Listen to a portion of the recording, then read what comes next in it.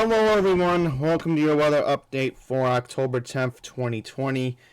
A lot in the next couple of days is going to be focused on my area in New York, as we are expecting the remnants of Tropical Depression Delta to, I guess, make its way towards the northeast as a generalized direction.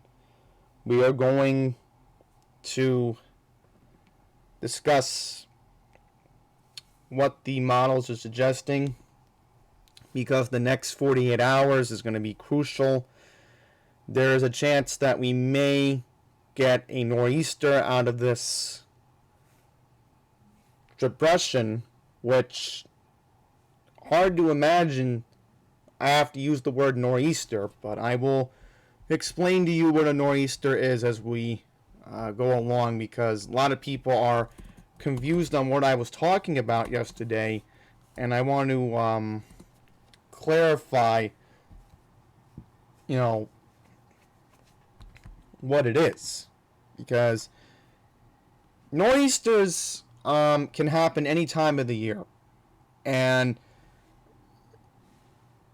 they can even happen in the summer. It normally involves rain, normally involves snow, but we are looking at a situation where it's going to be a lot of heavy rain, a lot of heavy wind on Monday, and normally in a situation where you have large populous area of the country, particularly where I am, and I guess a lot of people want to be in the Northeast to get the four seasons. It can happen.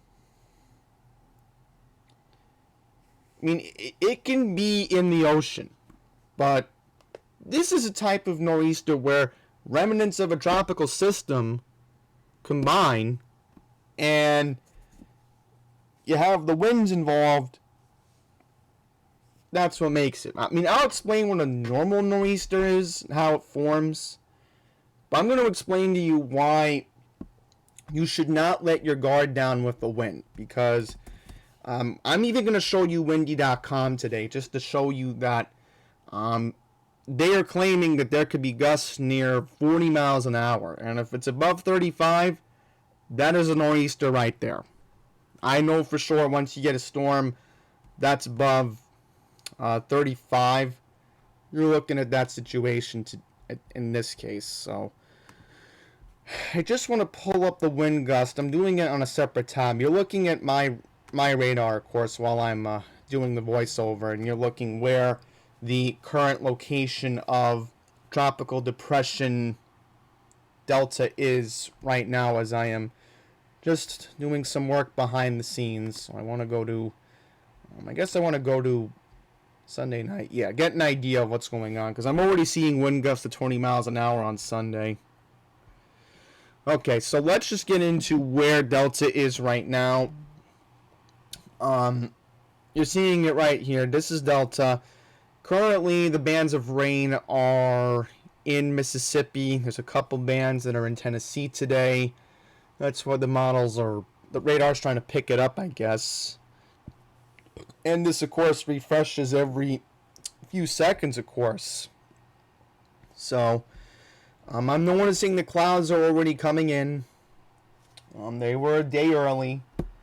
It is supposed to hit 80 today in parts of my area, but it's supposed to be 77 here in the 5 boroughs.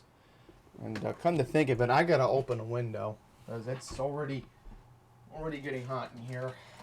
I mean, the sky today just looks so mixed. It's the sky looks blue, but it's getting darker blue, which that's what happens when, I guess, you have a big depression that wants to make its way up the East Coast.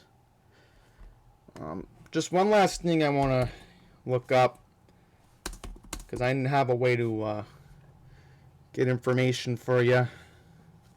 I'm making sure that, I don't get the wrong information from the NWS today. Because So I want to pull that up. They have a statement on the Upton advisory today, so I do want to get into that. And also, I forgot to pull up Worldview. That's how so unprepared I am today. Because I just want you to look at, this for a second. These bands of rain are going to move into New York, and I'm going to explain why they're going to move into New York.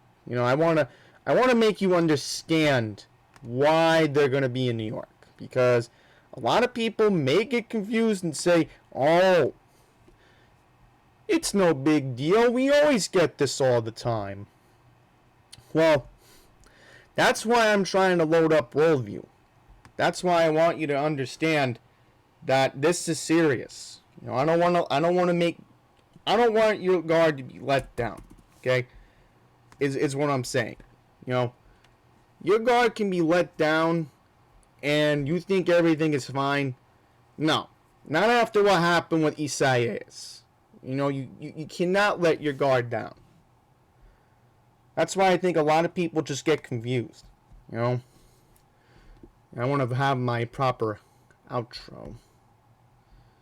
I want to go further back.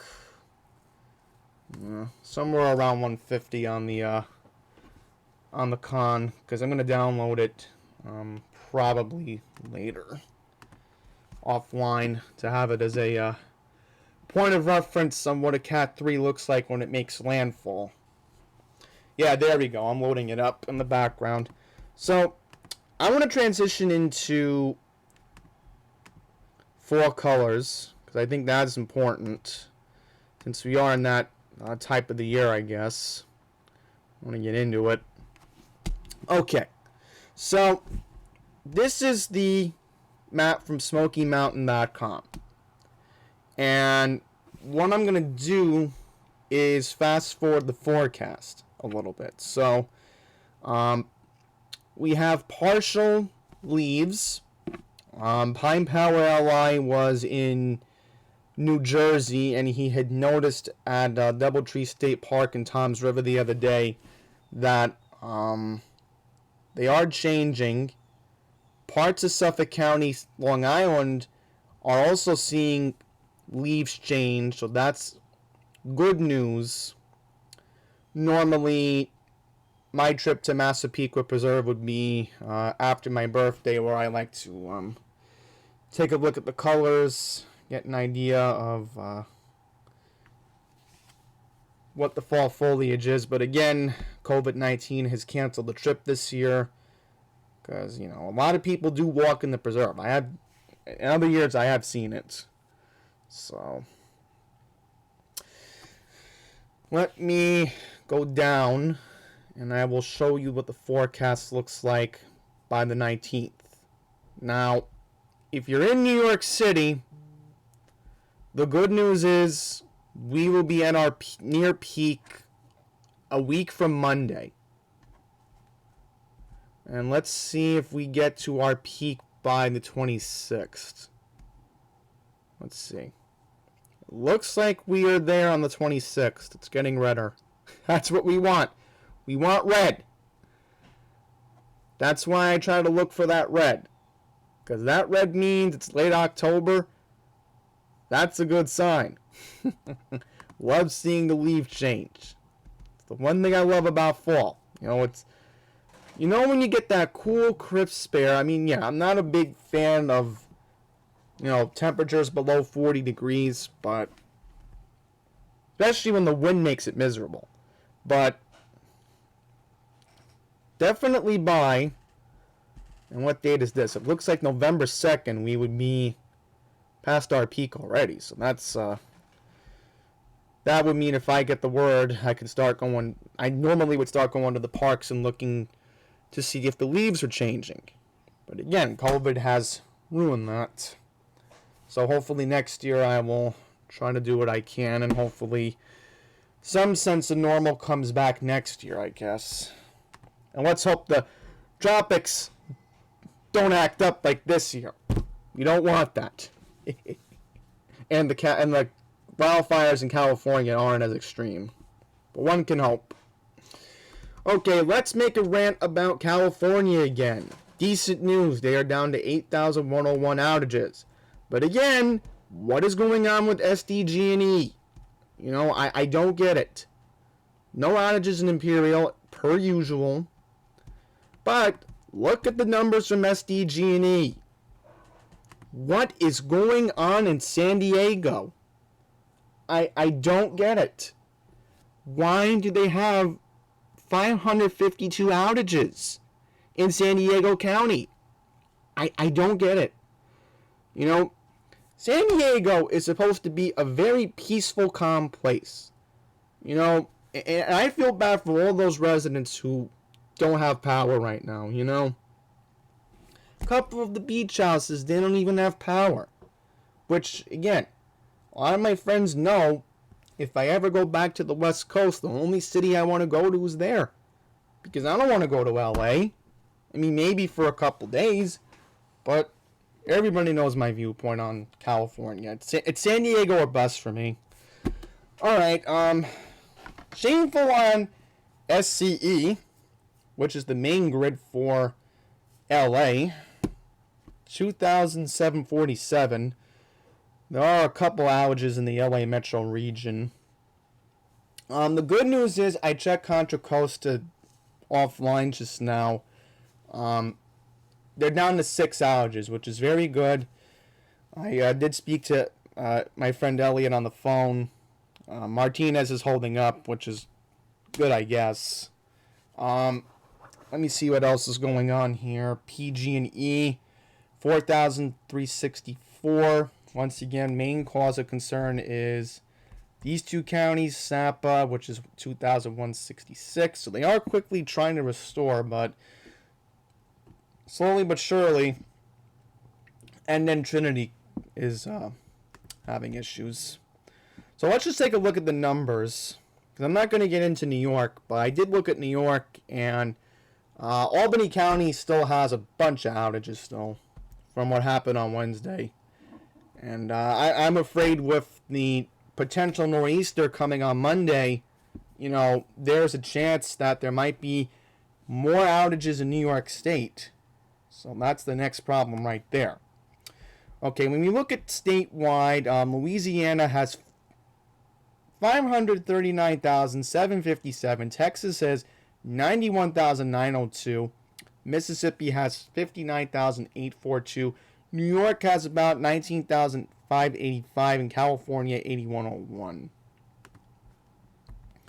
So I know why Mississippi has been out, and I'm going to show you this.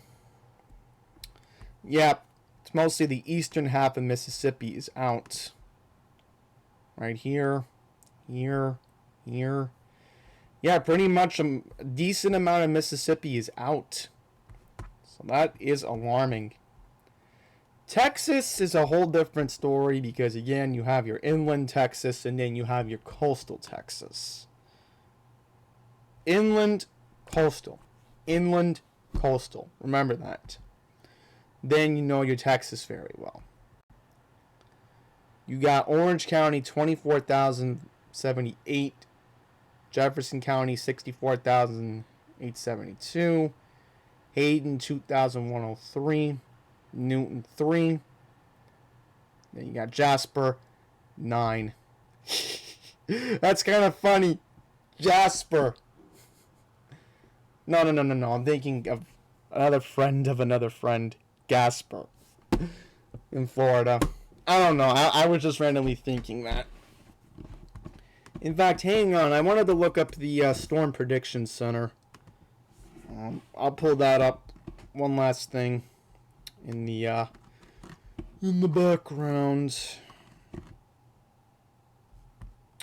Let's go back to Power Outage US. Oh, hang on, folks. Yeah, I may have to pull up this tweet. This is an urgent tweet. I'm going to have to pull that up.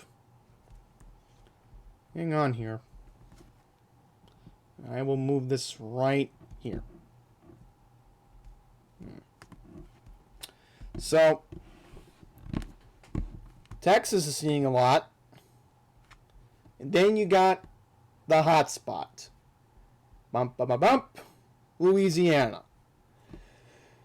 531,286 customers, meaning a majority of the state of Louisiana is out. Who is the leading contender in the outages, you may be wondering? It is Entergy with 278,724 outages. I can't pronounce this. 113,137. This is what we want to focus on. How is Cameron County? So half is out. So I mean, it could be worse. You know, Laurel was bad, but you know, Louisiana has such a weak power grid. You know, I think it may be weaker than PSE&G Long Island's. 20,808. 25,413, 9,461. So all over Louisiana, there's a bunch of outages today. So I'm not surprised about this. Okay, let's move on now. Now, this is what they are concerned about from the Storm Prediction Center today. They are worried that a low pressure system combined with the remnants of Tropical Depression Delta are going to merge, and it's going to cause a interest of concern from parts of eastern Alabama all the way to western Georgia and this part of Florida for a tornado warning. My bad, a tornado watch, excuse me. A little indigestion from breakfast because, hey, it happens. Okay.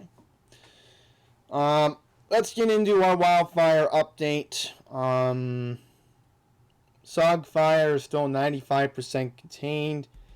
Hopefully by the end of the weekend it will be contained. Glass Fire in Napa County Wine Country, 82% contained. The Creek Fire in Fresno, still 49% contained. What is going on in Fresno? You know, it's a major populous city. And then the August Complex Fire is 67% contained. So we'll quickly go through this New York Times article on what happened with Delta. So 20 miles where Laura touched down 6 weeks ago. So I'm looking for the part of the article. Yeah, they mentioned 20 miles east of where Laura struck. So look at this. This is a fishing camp in Lake Arthur, Louisiana. Look at this. Damaged. I just want to see where they mentioned let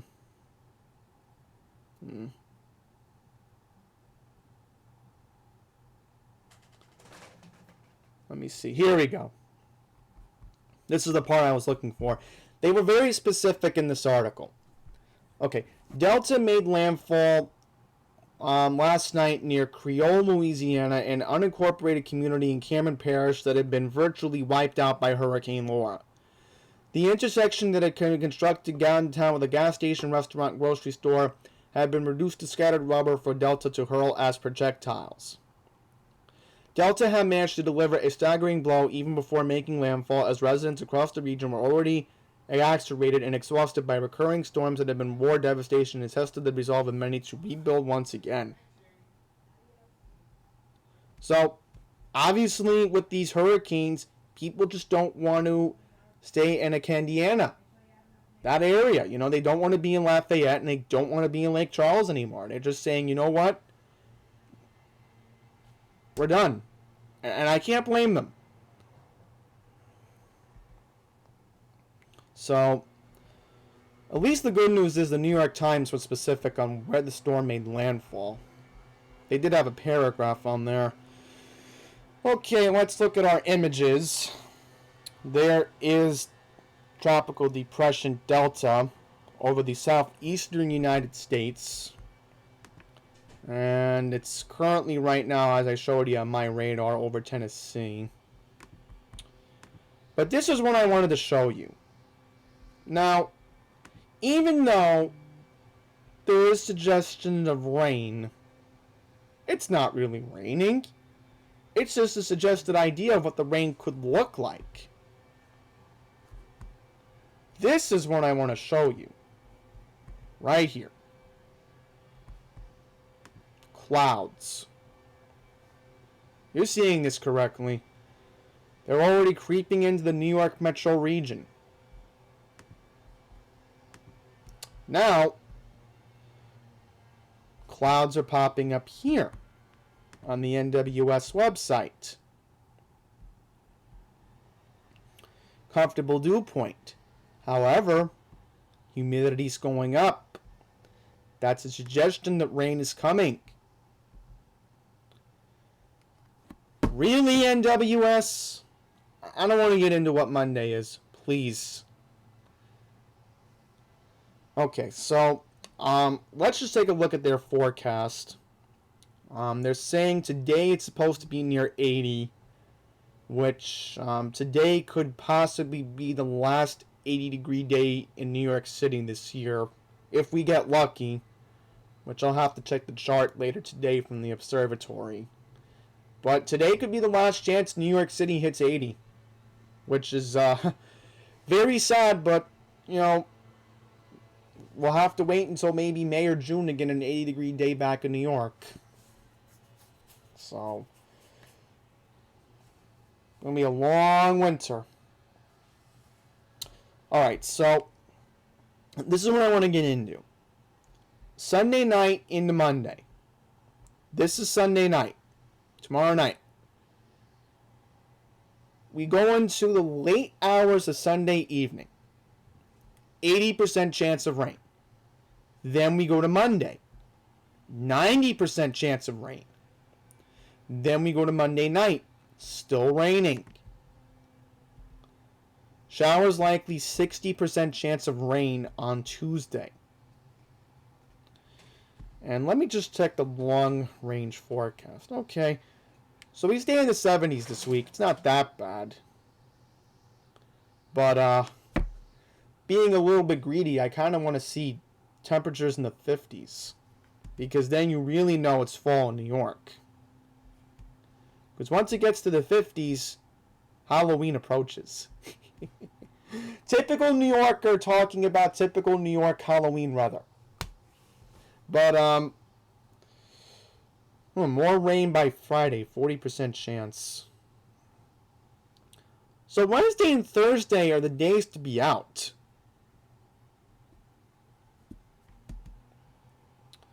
Okay, so they have a statement. I want to read this. Okay. There is a chance that fire risks are possible today. I would not be surprised if something happened in New Jersey today, because with the humidity and the dew point combining, that kind of makes it a problem. So I just want to see if they have a forecast discussion.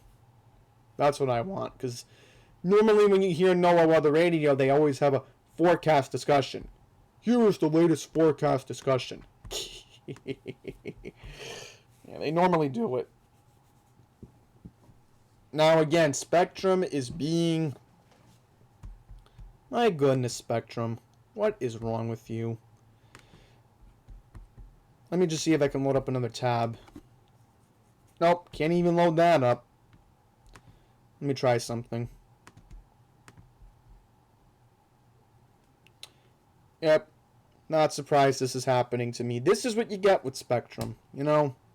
You have to not rely on a... Let me see if I can pull it up again. Oh, good. My model's pulling up. Okay. Do apologize. I do not know what just happened. see if this pulls up. Here we go. Bump, bump, bump. High pressure over the western Atlantic today will give way to a cold front passing through late tonight. The front will stall to the south Sunday through Monday night. Weak low pressure will then pass right nearby on Tuesday with a cold front moving through. Right behind it, high pressure should return for Wednesday and Thursday. A stronger cold front will approach from the northeast on Friday. Okay, we're looking at wind gusts 20 to 30 miles an hour from the remnants of Delta. Adjusted sky cover forecast to go to partly cloudy this afternoon, mainly for New York City Metro and Long Island, as dense cirrus clouds skirts those areas. Also for low, can't read this word, I do apologize. Dew points are forecasted to go into the 60s. There we go, now I understand that. Okay, let's see what we got. The cold front sags a little farther south of the area on Sunday, then stalls moisture associated with the remnants of Delta approaching the southwest, with only a slight chance of showers late in the day reaching into northeast New Jersey and the city ahead of the main system. Okay. Here we go. General rainfall amount should be 1 to 2 inches of rainfall, with local amounts over 3 inches possible. Timing of the heaviest rain looks to be Monday into Monday night. So that's what we're looking at. Now, remember, technically Monday, and I'm sorry if I offend a lot of people and they do not like this holiday name, but it's, given the fact that our country's going through a culture change, deal with it. Given the fact that we have Indigenous Peoples Day on Monday, the issue is a lot of people still have to work on Monday, and a lot of people don't get the luxury of taking the day off, even though supposedly the post office is closed, supposedly a lot of normal federal buildings are closed, but, you know, a lot of workers still have to deal with their essential jobs on a holiday, and they're going to have to deal with this rain on Monday. So, sadly, I know somebody who's working on Monday, so they're going to have to wake up Monday morning and realize that I have to go to my office in this rain, so she's not going to be too happy. Okay, let's see what else it says here. I'm trying to read through this very quickly. Okay, so it says, conditions are expected to dry out by Tuesday, and then Wednesday looks like would be the clearing. Okay, so that's good news on that end. So I do apologize, folks. It happens with terrible, rotten spectrum. But I want to go to the wind gust. That's the important thing. Sunday, Monday, there's the wind gust. 30 to 40 miles an hour. There you go. So there's a chance that the wind gusts go to 40 miles an hour. Where is it? Right around here. This is what we want. Monday from noon to 6 p.m. Peak wind gust could reach, and let me move this. Peak wind gust could go near 40 miles an hour in parts of Suffolk County. Nor'easter. So it could be a cyclone that happens. It has happened. And heavy rain or snow. And we can get, a nor'easter out of this. But it is possible. You can never rule things out with Mother Nature. So this is why I want to check the Storm Prediction Center. That's why you have that slight risk today. I can't blame why they put parts of Alabama and Georgia into that today. Okay, let's go to day 2. Get an idea of that. Let's go to day 3. Yeah, nothing for day 3. So, don't want to make it too long, but I want to quickly wrap this up. Let's get into it. Okay, so what we're looking at here, Monday. Everything is adjusted for Monday. Monday, Monday, Monday. That's what we're looking at. Then on the NAM, we go down here, and we make sure NAM is all synced up. There we go. There's the rain on Monday. So the NAM is in agreement that the rain is coming on Monday. So 48 hours out. And last thing, let's just get an idea of clouds. So clouds are slowly coming in right here. And we look at the clouds. There they are. Hi, clouds. You don't want to see you. But there are the clouds. Tomorrow's cloudy. Monday's cloudy. And it looks like, yeah, more clouds try to come in on Friday. Yeah, looks like Sunday next week's going to be no clouds possibly. So the clearing happens on Tuesday and on Wednesday. That's what we're looking at this particular moment. So one last thing. Let's just take a look at what this storm Delta looked like as it made landfall. So I want to see if I can give you an idea. I'll just drag my cursor around. So there it goes. Yep. There it was making landfall. Right around here. Right into the overnight hours. So I go back further. Let me yeah, I can't go back that far. I wish I could do 300, then it would look like it. But I'm keeping this GIF as a reference because, you know, I want people to understand that, you know, these type of storms can, you know, be remarkable. They can really do something. So obviously I'm saving this for my thumbnail today. You all get an idea of what can happen. So Northeast is going to be my focus. We're going to get a clearer idea tomorrow of the rain coming to New York. So I will be closely keeping an eye on that. So a lot to get into the next 48 hours, and I will be here to cover it. So thank you for watching, and until the next one, take care.